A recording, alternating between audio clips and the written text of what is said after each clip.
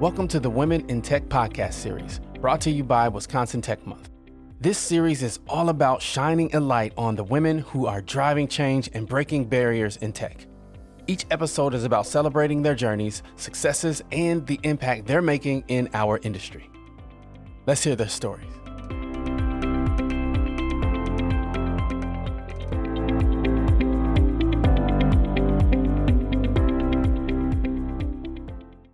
So my journey in tech is a little bit unconventional. I did not go to school or have a technical degree, so I consider myself a very non-traditional entrant, so to speak, to the tech world.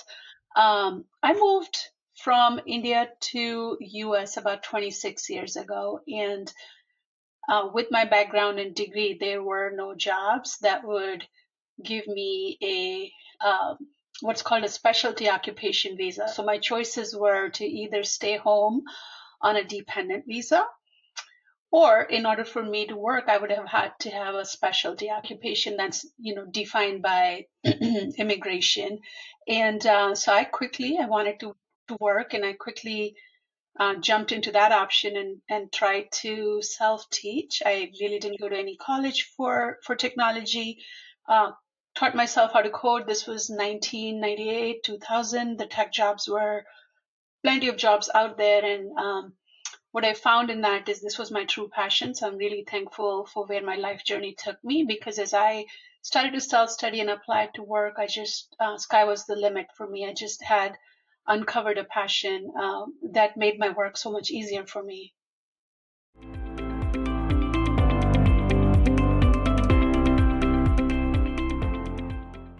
Yeah, I mean, it continues to be a journey. Started, like I said, about 26 years ago. So things have progressed. A lot of things that were a challenge early on in my career in tech as a software developer or a leader in tech in a large corporation environment would be very different now. But back in the days, the struggles were due to, just the representation of women in technology. But overall, I would say my journey has been incredible. I've learned a lot. It hasn't been void of challenges, obviously. I've had to deal with work-life balance, which is sort of the reason I became an entrepreneur. I have to deal with other women leaders, even though there's so few of us back in the days, the backlash from them. I've had to face the biggest enemy, which is my own imposter syndrome.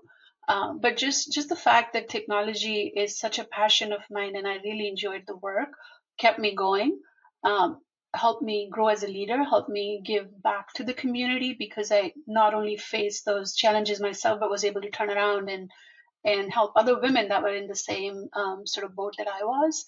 But overall, no, if I were to sum up my journey in tech, I would say it's been phenomenal.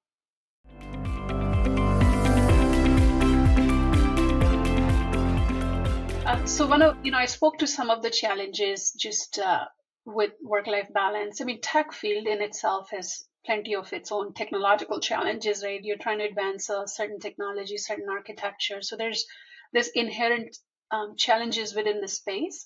But then as a woman, one of the major challenges that I faced was to deal with finding that work-life balance with my two young girls at the time, and being able to keep up with the demand and my own ambition. It's not just, I really never wanted my career to take the backstage, but it just almost seemed impossible to do both at the time.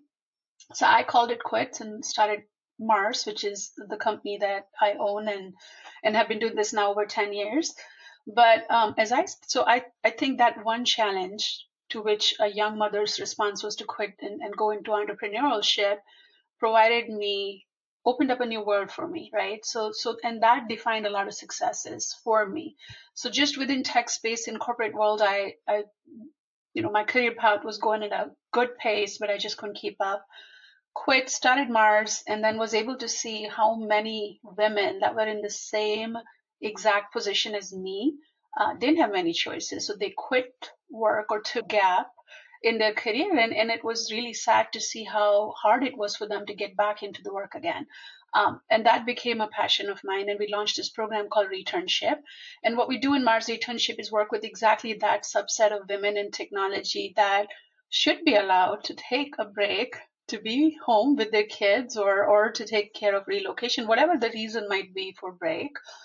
So that essentially fueled the success over at Mars. We've been able to help many women find that pathway back to the employment. So I would say those were some of the challenges besides what I spoke to earlier, like my own imposter syndrome, which I think I still deal with to this date. But we do that to ourselves.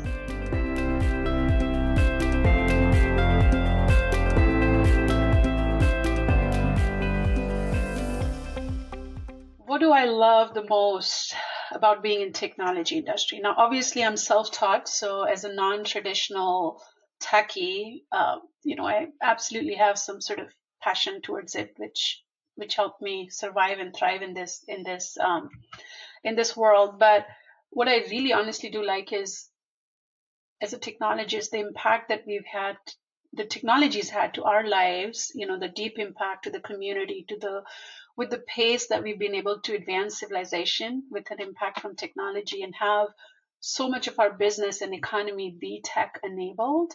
And it doesn't stop there, with AI and all of the advances that are happening. Just getting going. I thrive on change. And I think technology is one of those fields where nothing's a constant. You're always learning. Yeah, no, I know we talk a lot and we hear in media and we talk a lot about the negative side of technologies, right? The digital, the social media, and how that's taken away a lot of like elements that as a society we were used to or are sort of like perceived as negative. But I think, yes, there's that aspect of it, but just if you compare it with the sheer, the impact that it's had for our progress in medical field and technology and manufacturing all across the board, it's been phenomenal. So I'm a technologist at heart, and I really, that's the part I really enjoy, the changes. Never stops evolving, and there's two sides of the coin to each thing, right? We have to manage the negative consequences of this growth and this impact, but also have to embrace everything that's positive about it.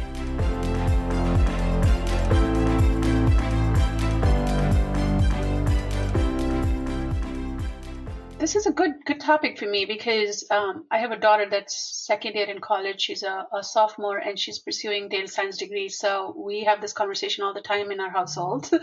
And what I would tell everyone is what I tell her, which is yes, it's great to have the technical skills. Yes, that's the core. That's why you're in this field. But never lose sight of those like soft skills and the fact how to apply technology to solve business problems, right? So I think underneath it all, the core of it all is application of technology to enable business to do things better. And that's sometimes, at least in technology world, those tend to be two different skill sets, and a lot of technologists believe that's not something they need to learn. But I think if we focused on that, it makes you very successful in this line of work, because technology will continue to change, but your core skills of understanding how business works and how technology is applied is a huge asset.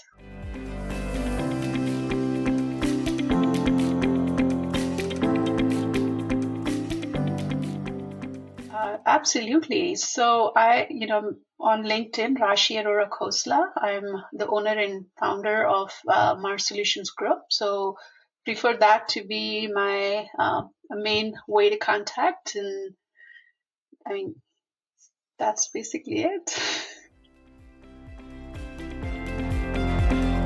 And that's it for today's episode of the Women in Tech series. A big thank you to our guest for sharing her story and inspiring us all. Make sure you check out all of the amazing things that are happening during Wisconsin Tech Month. There is so much to discover, from workshops to panels to networking events. Stay connected with our incredible community of tech leaders and innovators throughout the month of October. Thanks for listening.